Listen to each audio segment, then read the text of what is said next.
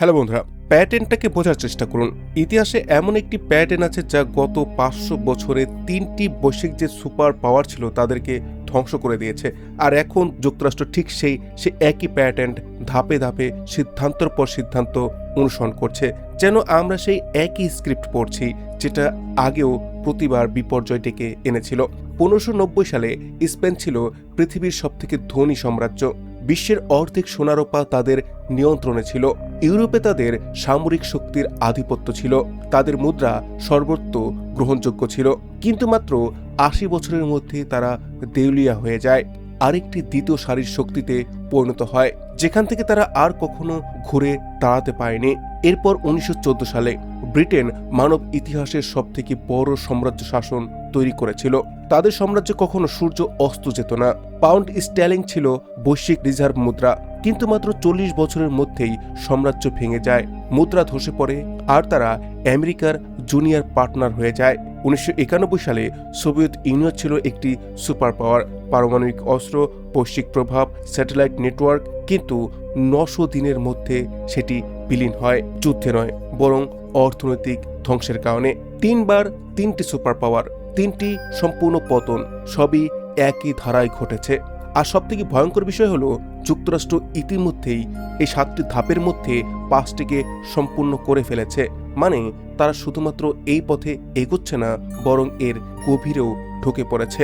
এটা সেই গল্প কিভাবে সাম্রাজ্যগুলো মারা যায়, কেন তারা সব সময় ভাবে তারা আলাদা, আর কেন হিসাব বলছে যে যুক্তরাষ্ট্রই হতে পারে তার পরবর্তী উদাহরণ। আর এমনটা ঘটছে আমাদের ধারণার থেকেও অধিক দ্রুত গতিতে।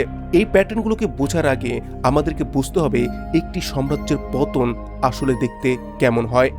এটি কোনো আক্রমণ বা সামরিক পরাজয় দিয়ে শুরু হয় না, এটি শুরু হয় অর্থনৈতিক ক্লান্তি দিয়ে।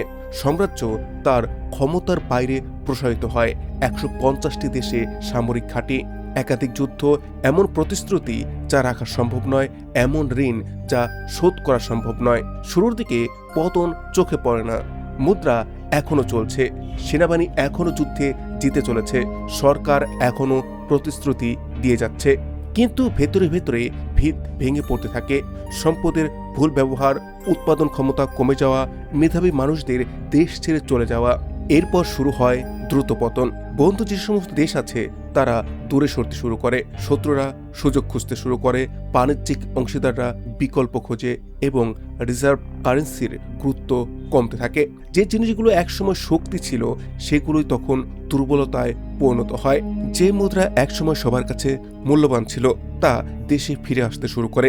বিশ্বজুড়ে ছড়িয়ে থাকা সেনাবাহিনী টিকিয়ে রাখা কঠিন হয়ে যায়। প্রতিশ্রুতিগুলো তখন ফাঁকা কথায় পরিণত হয়। এটি কোনো থিওরি নয়, এটি ঘটেছিল স্পেন, ব্রিটেন এবং সোভিয়েত ইউনিয়নের সাথে, কারণ তারা সবাই একই ভুল করেছিল। নিজেদের শক্তিকে চিরস্থায়ী ভেবেছিল, অতিরিক্ত সামরিক শক্তিকে বিস্তার করেছিল, মুদ্রার মান কমে গিয়েছিল, আর বাস্তবতা মেনে নিতে তাদের দেরি হয়েছিল। এবার দেখা যাক কিভাবে এই প্যাটার্ন প্রথমবার ঘটেছিল স্পেনের সাথে সেই ১৫০০ থেকে ১৬০০ সালের দিকে। ১৪৯২ সাল কলম্বাস আমেরিকা আবিষ্কারের পর স্পেন প্রথম সত্যিকারের বিশ্ব শক্তিতে পরিণত হয়। অ্যাজটেক ও ইনকা সাম্রাজ্য জয় করে, বিশ্বের সবথেকে ধনী সোনারূপার খনি দখল করে। ১৫৫০ সালের মধ্যে প্রতি বছর ২০০ টন রূপা স্পেনে আসত, ১৬ সালের মধ্যে সেটা ৪০০ টনে পৌঁছায়। স্পেন তখন ইউরোপের অর্থব্যবস্থাকে নিয়ন্ত্রণ করত। স্প্যানিশ মুদ্রাই ছিল বৈশ্বিক রিজার্ভ কারেন্সি। এখান থেকে শুরু হয় পতনের প্যাটার্ন। একটি দেশ যখন মনে করে অর্থের নিয়ন্ত্রণই তাকে অজয় করে তুলেছে। রাজা ফিলিপ দ্বিতীয় ইতিহাসের সবথেকে ধনী শাসকদের মধ্যে একজন ছিলেন, আর তিনি তার অর্থকে ব্যয় করছিলেন তার সাম্রাজ্যের বিস্তারের জন্য। আপনারা বিষয়টিকে মিলিয়ে দেখবেন বর্তমান অবস্থার সাথে। প্রথম ধাপে সামরিক অতিরিক্ত বিস্তার। স্পেন এইখানে তাই করছিল। অটোমান সাম্রাজ্যের বিরুদ্ধে তাদের সেনার বিস্তার করছিল, ফ্রান্স, ইতালির বিরুদ্ধে, নেদারল্যান্ডসের বিদ্রোহীদের বিরুদ্ধে, ইংল্যান্ডের নৌবাহিনীর বিরুদ্ধে, ফিলিপিন্স এবং আমেরিকার যুদ্ধেও। ১৫৮০ সালের মধ্যে স্পেন 4টি মহাদেশে যুদ্ধ করছিল। দ্বিতীয় ধাপ মুদ্রার অবমূল্যায়ন। ওই সময় কর দিয়ে খরচ মেটানো সম্ভব হচ্ছিল না, তাই রূপার মুদ্রাতে তামা মেশানো শুরু হলো। ধীরে ধীরে ৫০%, তারপর ৭৫% তামা। এর ফলে মুদ্রার যে আসল মূল্য সেটা কমে গেল। কিন্তু নামমাত্র মূল্য একই রইল, ফলে মুদ্রাস্ফীতি বেড়ে গেল। তৃতীয় ধাপে আসে ঋণের ফাঁদ। ইটালি, জার্মানি সব জায়গা থেকে ঋণ। 1557 সালে প্রথম দেউলিয়া ঘোষণা, তারপর 1560, 1575 এবং 1596 বারবার দেউলিয়া। 40 বছরে 4 বার দেউলিয়া। চতুর্থ ধাপ উৎপাদন ক্ষমতার পতন। অতিরিক্ত সম্পদ থাকার কারণে উৎপাদন কমে যায়, কৃষি ও শিল্প ধ্বংস হয়, সবকিছুই আমদানি নির্ভর হয়ে পড়ে। স্পেন শুধু এক ধরনের পাইপলাইন হয়ে যায়, সম্পদ আসছে আবার বাইরে চলে যায়। পঞ্চম ধাপ সামাজিক অবক্ষয়, অপরাধ বৃদ্ধি, ভিক্ষুকে ভরে যায় শহর, মেধাবীরা দেশ ছেড়ে চলে যেতে থাকে। এবং সর্বশেষ 1640-এ পর্তুগাল হারায়, 1650-এ নেদারল্যান্ডস হারায় এবং 1700-এর মধ্যে সাম্রাজ্য ফাঁকা খোলসে পরিণত হয়। স্পেন এক শতাব্দীর মধ্যে সুপার পাওয়ার থেকে সাধারণ শক্তিতে নেমে আসে, আর কখনো তারা ঘুরে দাঁড়াতে পারেনি। এটাই হলো সাম্রাজ্যের পতনের বাস্তব চিত্র। এরপরে আসে ব্রিটেনের পতন, ঋণের জালে বন্দী সাম্রাজ্য। প্রথম বিশ্বযুদ্ধের সময় ব্রিটেন নিরপেক্ষ থাকতে পারত, কিন্তু তারা যুদ্ধে জড়িয়ে নিজেদের দেউলিয়া করে ফেলে। ওই সময় যুদ্ধের পেছনে তারা বর্তমান বাজারের মূল্যে $1 ট্রিলিয়ন ব্যয় করে। পাওনাদার থেকে তারা দেনাদারে পরিণত হয়, মুদ্রারও অবমূল্যায়ন হতে শুরু করে।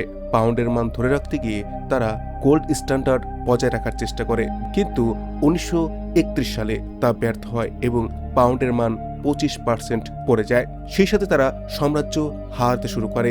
দ্বিতীয় বিশ্বযুদ্ধের পর ঋণের পরিমাণ জিডিপির চেয়েও বেশি হয়ে যায়। 1947 সালে তারা তাদের মুকুটমণি ভারতকে হারায়। পরবর্তী 20 বছরে পুরো সাম্রাজ্যই ধসে পড়ে। এরপরে আমরা সোভিয়েত ইউনিয়নের অর্থনীতি দেখি। 1945 সাল থেকে 1991 সাল পর্যন্ত সোভিয়েত ইউনিয়ন ছিল অন্যতম পরাশক্তি, কিন্তু ভেতরে ভেতরে তাদের অর্থনীতি পচে গিয়েছিল। তারা তাদের জিডিপির 15 থেকে 20% সামরিক খাতে ব্যয় করত, যা যুক্তরাষ্ট্রের তুলনায় তখনকার সময় 3 গুণ ছিল। তাদের উৎপাদন ব্যবস্থা ভেঙে পড়েছিল। বিশ্বের অন্যতম সেরা উর্বর জমি থাকা সত্ত্বেও তাদের শস্য আমদানি করতে হতো। বালির প্রাচীরের মতো মাত্র 900 দিনের মধ্যেই কোনো যুদ্ধ ছাড়াই একটি বিশাল পরাশক্তি মানচিত্র থেকে মুছে যায়। যুক্তরাষ্ট্রের বর্তমান অবস্থা 7টি ধাপের মধ্যে পঞ্চম ধাপে। বিশ্লেষণ অনুযায়ী যুক্তরাষ্ট্র বর্তমানে পতনের প্যাটার্নগুলোকে হুবহু অনুসরণ করছে। এবার আসুন সামরিক বিস্তারকে দেখি। 80টিরও বেশি দেশে 750টিরও বেশি ঘাঁটি রয়েছে আমেরিকার। $850 বিলিয়ন বাজেট তাদের, যা পরবর্তী 10টি দেশের মিলিত বাজেটের থেকেও অনেক বেশি। দ্বিতীয়ত, মুদ্রার মান কমছে, যার কারণে টাকাও ছাপানো হচ্ছে। 1971 সাল থেকে ডলারের ক্রয় ক্ষমতা 98% কমেছে। 2020 সাল থেকে $6 ট্রিলিয়ন বেশি ছাপানো হয়েছে। ঋণের পাহাড়, 36 ট্রিলিয়ন ঋণ, জিডিপির 120%। বুঝতে পারছেন কতটা ঋণ এখন আমেরিকার মাথায়? প্রতিরক্ষার চেয়েও এখন ঋণের সুদ মেটাতেই বেশি খরচ হচ্ছে। অপরদিকে আমেরিকা এখন আমদানি নির্ভর হয়ে গিয়েছে। আমেরিকা এখন আর কিছু তৈরি করে না, ওষুধ থেকে ইলেকট্রনিক্স সবকিছুর জন্য চীন বা বিদেশি শক্তির ওপরে নির্ভরশীল। সেই সাথে অভ্যন্তরীণ বিবাদ তো আছেই। প্রতিষ্ঠানে আস্থাহীনতা, রেকর্ড পরিমাণে ড্রাগ ওভারডোজ, গৃহহীনতা এবং চরম রাজনৈতিক কোন্দল। এই সমস্ত জিনিস দেখার পর এখন ভবিষ্যতে পরবর্তী ধাপগুলো কি হতে পারে? তো ষষ্ঠ ধাপে যেটা থাকবে সেটা হচ্ছে রিজার্ভ কারেন্সির মর্যাদা হারানো। ইতিমধ্যে এটি শুরু হয়ে গিয়েছে। ব্রিক্স দেশগুলো বিকল্প খুঁজতে শুরু করেছে। সৌদি আরব তেলের জন্য ইউয়ান গ্রহণ করছে এবং কেন্দ্রীয় ব্যাংকগুলো ডলারের বদলে সোনা কিনতে শুরু করেছে। সপ্তম ধাপ সম্পূর্ণ ধ্বংস। যখন রিজার্ভ কারেন্সি ব্যর্থ হয়, তখন ঋণ পরিশোধ অসম্ভব হয়ে পড়ে। তখন পতন আর ধীরগতিতে হয় না, এটি হয় আকস্মিক এবং ভয়াবহভাবে। উপসংহারে আমরা এটাই বলতে পারি, ইতিহাস বলে যে কোনো সাম্রাজ্যই নিজেকে ব্যতিক্রম ভেবে নিয়ম ভাঙতে পারে না। গণিত কখনো ভুল হয় না। আয়ের চেয়ে বেশি ব্যয় এবং উৎপাদনের চেয়ে বেশি ভোগ করলে পতন অনিবার্য। স্প্যানিশ, ব্রিটিশ এবং সোভিয়েত ইউনিয়ন যা বিশ্বাস করেছিল, আজ যুক্তরাষ্ট্র তাই বিশ্বাস করছে। কিন্তু ইতিহাস সাক্ষী দেয়, এই পথ শেষ পর্যন্ত পতনের দিকেই নিয়ে যায়।